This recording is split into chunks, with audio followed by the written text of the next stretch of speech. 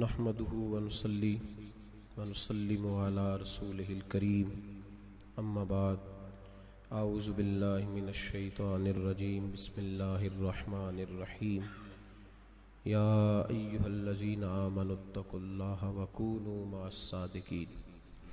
صدق اللہ العظیم۔ درود پاک پڑھیے۔ الصلاۃ والسلام علیک یا سیدی یا رسول اللہ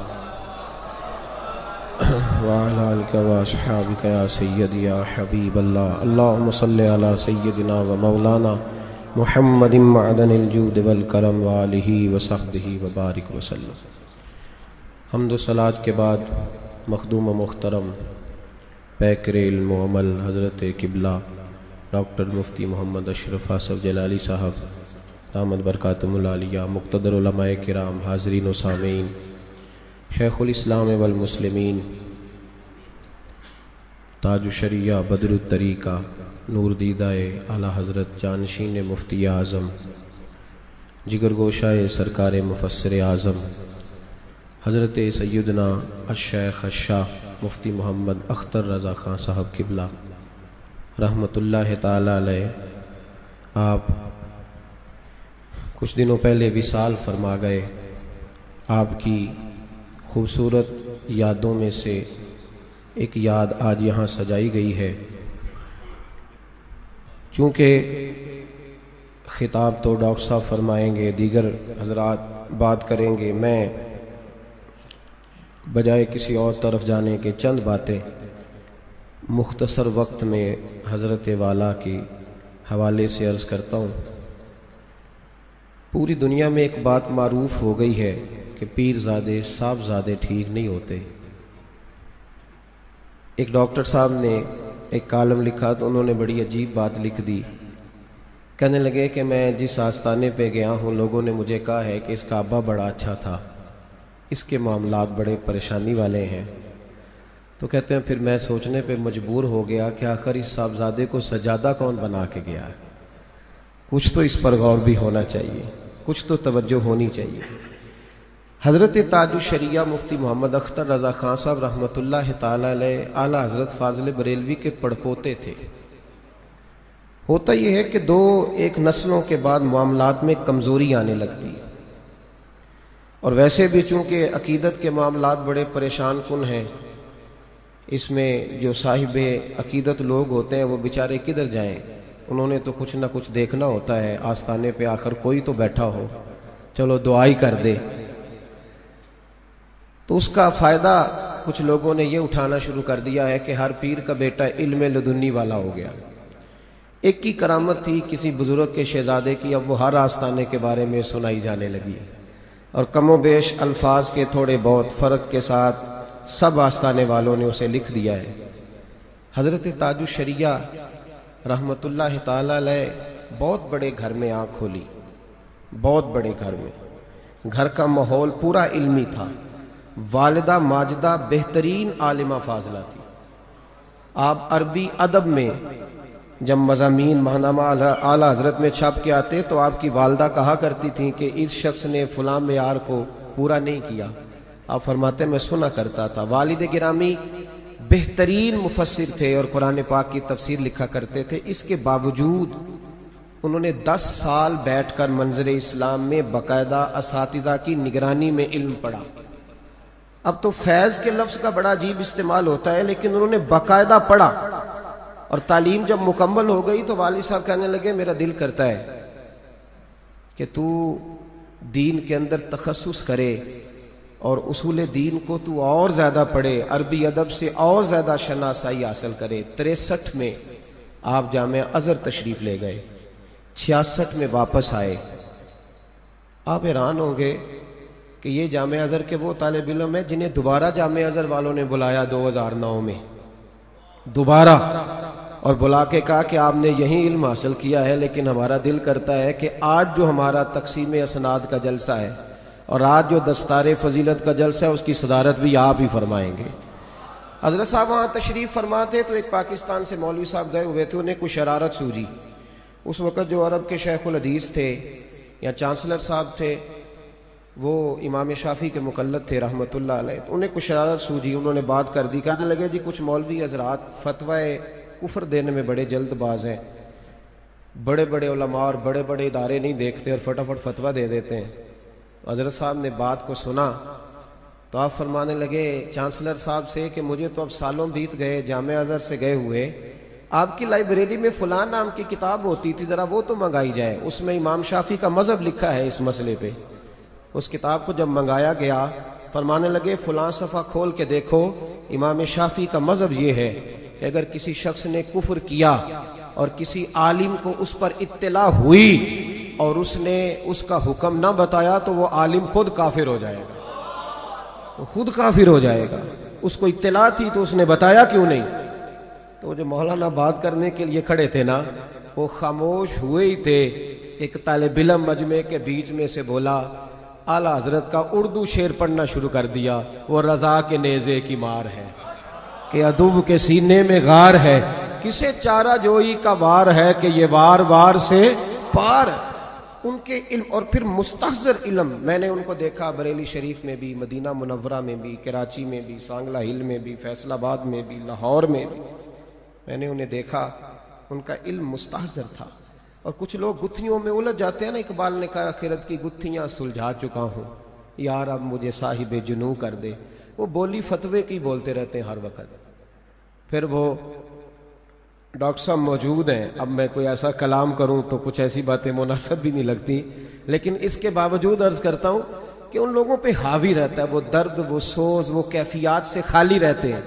لیکن حضرت سوال کا جواب دیتے تھے تو دلائل کے انبار لگاتے تھے، لیکن جب محبوب کی نعت سنتے تھے تو داڑھی ساری آنسوؤں سے بھر جایا کرتی تھی، نعت ان کی غذا بنی رہی۔ علم کے ساتھ کچھ لوگ جو کہہ رہے ہوتے ہیں نا وہ بات ان پہ طاری نہیں ہوتی، ان کا حال اس کی گواہی نہیں دیتا، حال نہیں ہوتا، کال ہی رہتا ہے۔ حضرت تاج الشریعہ کا کمال یہ تھا کہ جو وہ کہتے تھے نا وہ ان پر طاری بھی رہتا تھا۔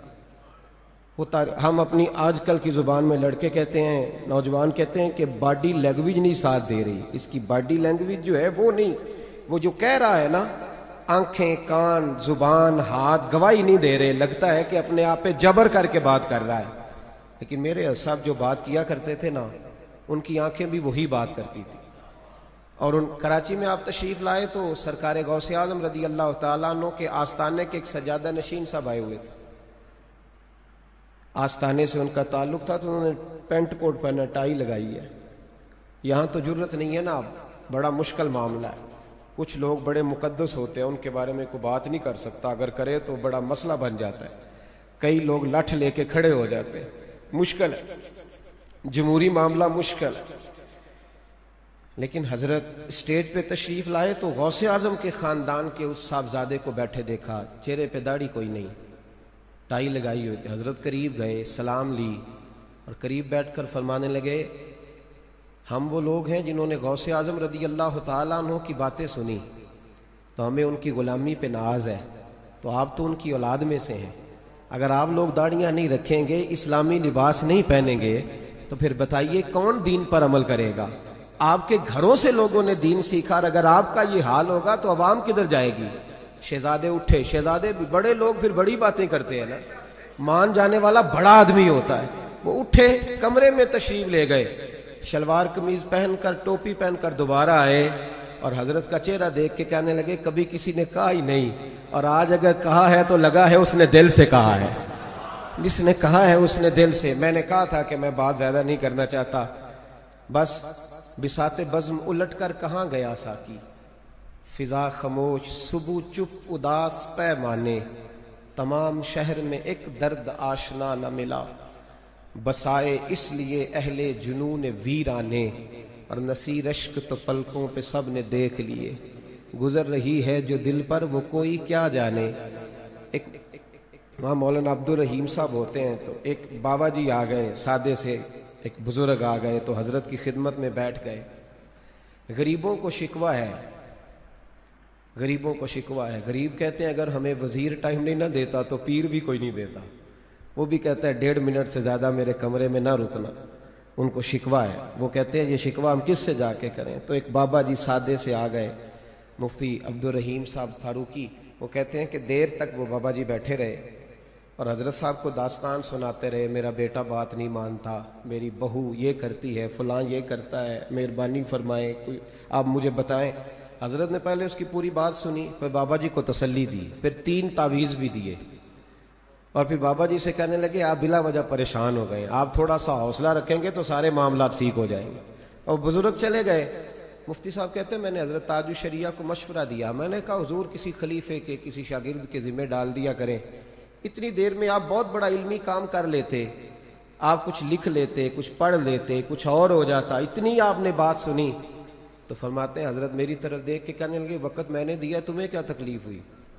وقت میں نے دیا ہے۔ فرمانے لگے وہ مجھ سے پیار کرتا تھا تو مطمئن بھی اس نے مجھ سے ہونا تھا، کسی اور سے نہیں ہونا تھا، دکھڑا بھی اس نے مجھے ہی سنانا تھا، کسی اور کو نہیں سنانا تھا۔ میں نے پوری بات سنی ہے، اب وہ مطمئن ہوا ہے، اب میں نے جو اسے بتایا ہے نا، مجھے امید ہے اس کا دل بھی ٹھنڈا ہوگا، روح بھی ٹھنڈی ہوگی، اور انشاءاللہ تعالیٰ اس کے گھر کے اندر سکون بھی پیدا ہوگا۔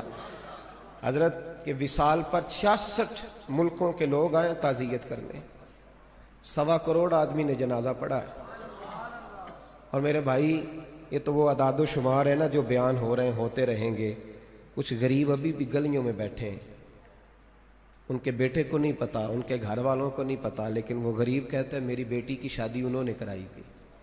کوئی آ کے کہتا ہے کہ میں غریب تھا، مجبور تھا، طالب علم تھا، تو میرا پہلی کلاس سے لے کر ایم اے تک کا خرچہ حضرت نے دیا تھا، حضرت میرا خرچہ دیا تھا۔ کس طرح ان کی بات کی جائے، کہاں سے شروع کی جائے، کہاں ختم کی جائے۔ ایک انٹرنیشنل شخصیت، اور پھر جہاں تک عقیدے کی بات ہے، بات ختم کر رہا ہوں، آپ کو 80 میں گرفتار کیا گیا، سعودی گورنمنٹ نے گرفتار کر لیا۔ آپ نماز نہیں پڑھتے، یہاں تو لوگ گول مول بات کرتے ہیں نا، اس مسئلے میں بھی کھل کے بات نہیں کرتے۔ تو کہا کہ آپ نماز نہیں پڑھتے، آپ کو گرفتار کر لیا گیا۔ آپ فرماتے ہیں میں اکیلا تھا، چاروں طرف بدو کے لیے ان کے لوگ کھڑے تھے۔ آپ نے خود لکھا ہے سعودی مظالم کی کہانی، اختر کی زبانی، وہ رسالہ مارکیٹ میں ملتا ہے۔ تو فرماتے ہیں انہوں نے مجھ سے کہا کہ تمہارا عقیدہ کیا ہے، بتاتے کیوں نہیں؟ تو آپ فرمانے لگے تم نے پوچھا ہی اب ہے، ہمارا عقیدہ یہ ہے کہ یہ ساری کائنات اللہ نے اپنے محبوب کے لیے بنائی ہے۔ دنیا میں جس کو جو ملتا ہے محبوب کے توسل سے ملتا ہے۔ حضور اللہ کی عطا سے علم غیب جانتے ہیں۔ فرماتے ہیں ساری باتیں ہو گئی تو مجھ سے کہنے لگے مدینے کے بارے میں تمہارا عقیدہ کیا ہے؟ تو میں نے کہا عقیدہ میرا نہیں، وہی ہے جو میرے دادا عقیدہ بیان کر گئے کہ حاجیو آؤ شہنشاہ کا روضہ دیکھو، کعبہ تو دیکھ چکے اب کعبے کا بھی کعبہ دیکھو۔ اور حضرت فرماتے ہیں وہ جانے لگا تو میں نے اسے دوبارہ بلایا، میں نے کہا ایک بات رہ گئی تھی وہ بھی سنتا جا، یہ تو دنیا کی بات ہے نا، ہمارا مرنے کے بعد بھی عقیدہ یہ ہے کہ جنت میں جو بھی جائے گا میرے مصطفیٰ کی سفارش اور شفاعت کی برکت سے جائے گا۔ پیش حق مجدہ شفاعت کا سناتے جائیں گے، آپ روتے جائیں گے، ہم کو ہنساتے جائیں گے، باغ جنت میں محمد مسکراتے جائیں گے، پھول رحمت کے گریں گے ہم اٹھاتے جائیں گے۔ انہوں نے ایک بھرپور زندگی گزاری، ایک انٹرنیشنل شخصیت کے طور پر زندگی گزاری، بڑا بانٹا، بڑا دیا، اور جاتی جاتے دفعہ لوگوں کو وہ پیغام دے گئے کہ میں کفرستان میں رہتا تھا، ہندوؤں کے ملک میں رہتا تھا، یہاں بیٹھ کر میں نے کتابیں بھی لکھی، یونیورسٹی بھی بنائی، ادارے بھی بنائے، اور پوری دنیا میں دین کا کام کیا۔ تمہیں پیغام یہ دے کے جا رہا ہوں کہ اپنا علاقہ، محلہ، گاؤں اور بستی نہ دیکھنا، اپنے دل میں جذبہ پیدا کرنا۔ اگر تم جذبات پیدا کرو گے تو تم جہاں بھی رہو گے اللہ تمہاری مدد فرما دے گا اور تمہارا نظریہ غالب آئے گا۔ دعا کرتا ہوں اللہ ان کے مزار پر اپنی رحمت کا ساون بھادوں برسائے۔ آخر دعوانا ان الحمدللہ۔